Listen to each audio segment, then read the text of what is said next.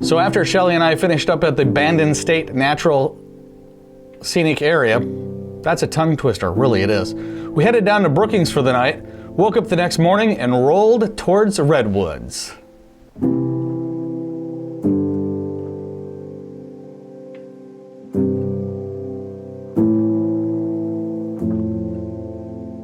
So one of the things that I found challenging from the moment we got into Redwoods, and video and photographs generally never do it justice, is the sheer size of the redwood trees. Just driving into the first area that we went into in Redwoods, because of several different dispersed areas, was just mind-blowing. The sheer size, the towering height of these trees was amazing. We stopped at one of the visitor centers and asked one of the rangers where the biggest redwood he had seen was, and he indicated a trail for us to go down. And that's one thing to take away is whenever you go to a national park or even a state park, check in with the visitor center, talk to them, kind of get your expectation out of the way as to what you want to see when you're at that location. Even if you're not photographing something, if you're going there for a specific reason, you know, you're a history buff, talk to them about the history of the area. Find out when you're there things about the area that you're in. So like I said, we stopped in to the visitor center, spoke with one of the rangers about the redwoods and asked him, hey, what's the biggest redwood that you've seen? And he came back with, do you mean height-wise or do you mean base? And in this video, I'm definitely going to show you the difference because there is a huge thing. You know, they are very tall and some of them are very, very wide.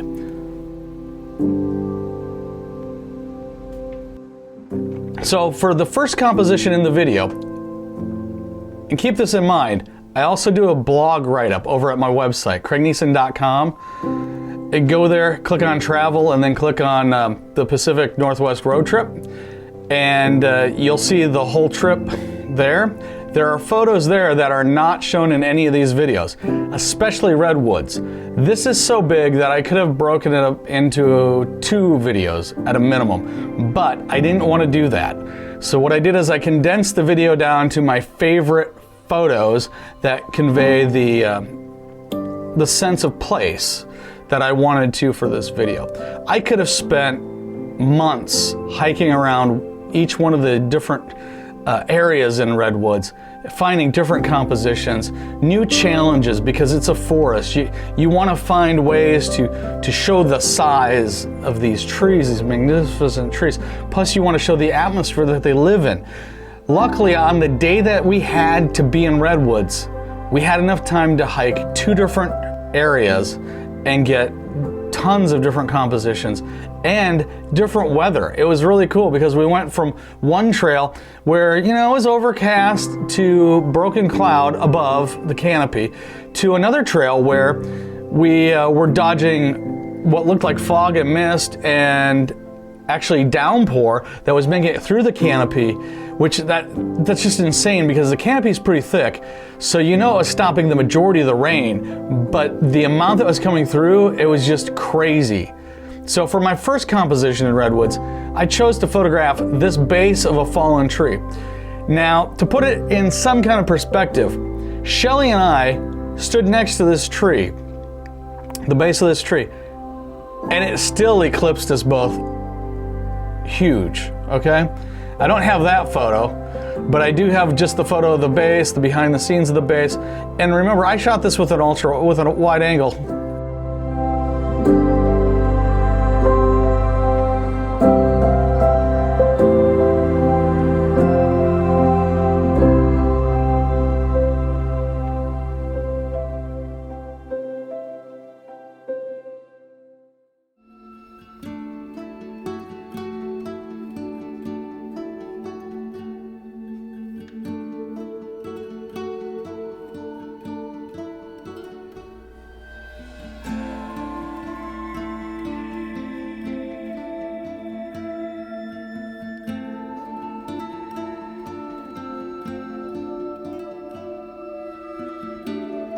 For my second composition, as Shelley and I were walking around, we found this gorgeous half-height redwood that had toppled over. And I thought this was a perfect opportunity to give a sense of scale.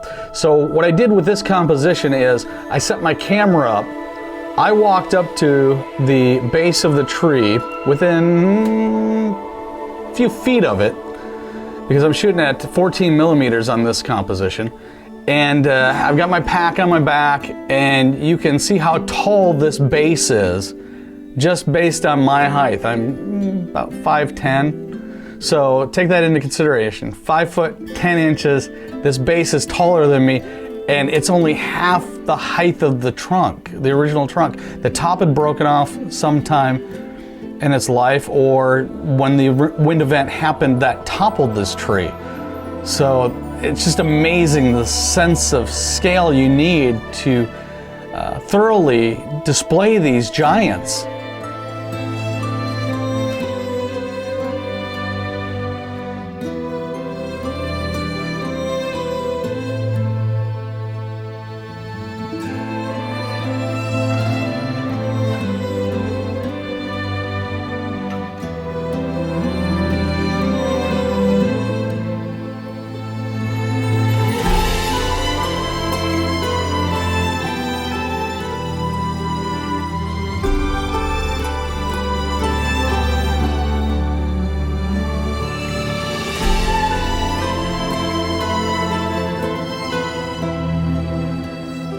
Once Shelley and I had gotten out of the car at the parking area for this trailhead, I decided that I really wanted a composition of the redwoods going up to the sky.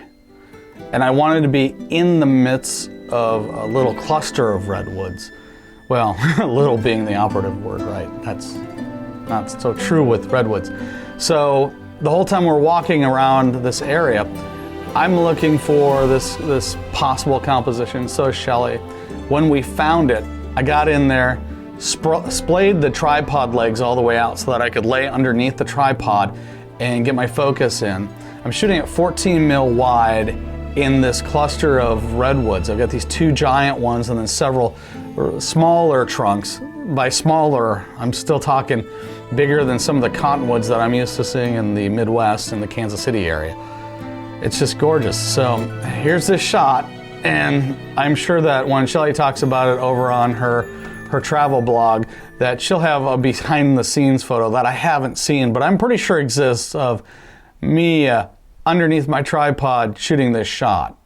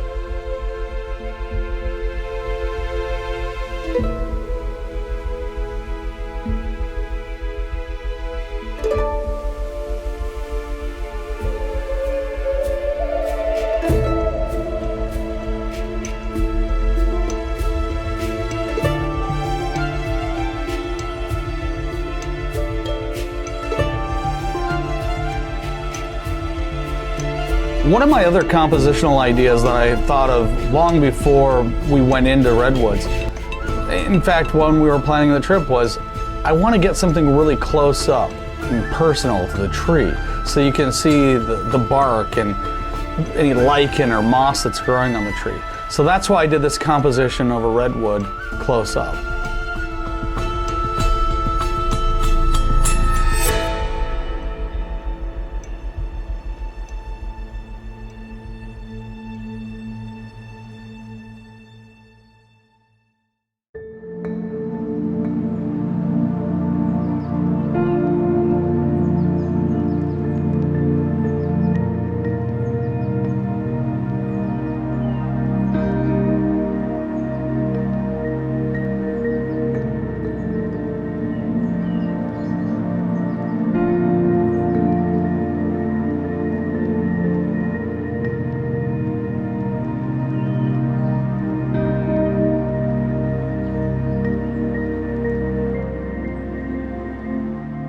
We happened to be in Redwoods just about the same time that the trillium flowers were flowering. There were several opportunities to photograph them. Some of them had been trampled. So here again, when you're in a national park or in a state park or a wild area, be careful where you're walking, because you may be the first person there. You may get the photograph that you want or be able to see the thing that you want. But if you trample things to get to it, it makes it kind of depressing for me and for other people that think, you got to be careful where you walk. Just be careful where you walk. Make sure that you take out what you take in. Don't take anything from the parks. Leave them. Leave no trace. Just leave no trace. Go in, enjoy the scenery, enjoy your time there, bathe in the forest, and leave nothing behind, and take nothing but memories or photographs.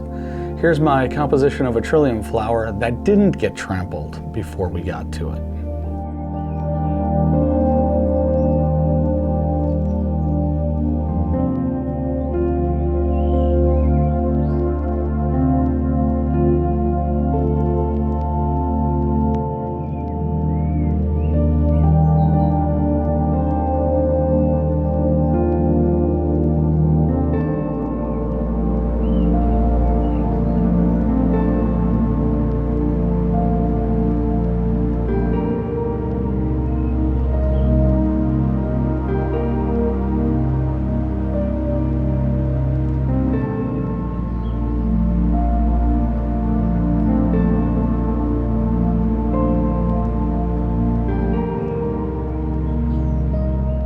So earlier I talked about the concern of how do you convey the sense of scale in a place like Redwoods? How do you convey the sense of height, the girth, the width of these massive trees? Well, this is one way to do it. This is shot at 24 mil to get the height of this 50 foot tall, at least, partial trunk. The very top of this tree had come off in a windstorm. But the base of this tree is just massive. So while you're looking at this photograph, you'll see me in there. Remember, I'm 5'10". That will tell you a sense of scale for this tree and its girth. I also have a photo over on my blog with Shelley and I next to it, and I almost titled that photo, "Does this tree make me look thin?" Because you feel thin next to these giants.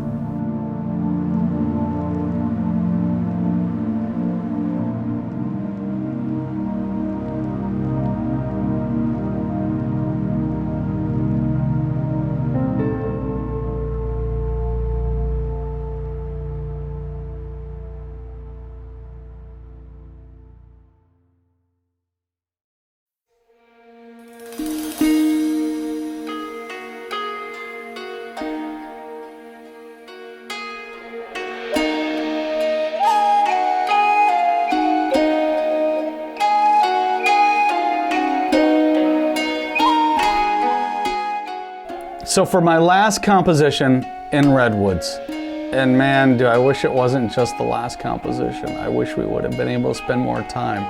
But this is one of those trips where you fly in somewhere, you drive to another location, you fly out, and you have limited time in each location. So you have to make the most out of the time that you have.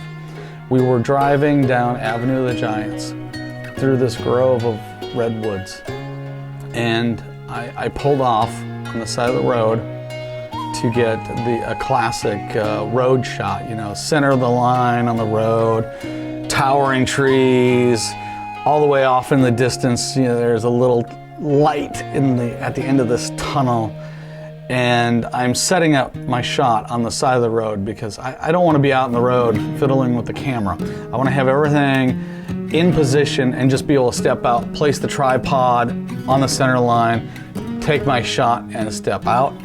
So as I'm setting everything up on the side of the road and figuring out the compositional angle for the camera and everything, this park ranger slows near me. We make eye contact, and he just does this, and and then drives away. So you know, I'm probably not the first one to do this. And he's probably thinking, crazy photographer. But here's my composition in Avenue of the Giants with the roadway in it.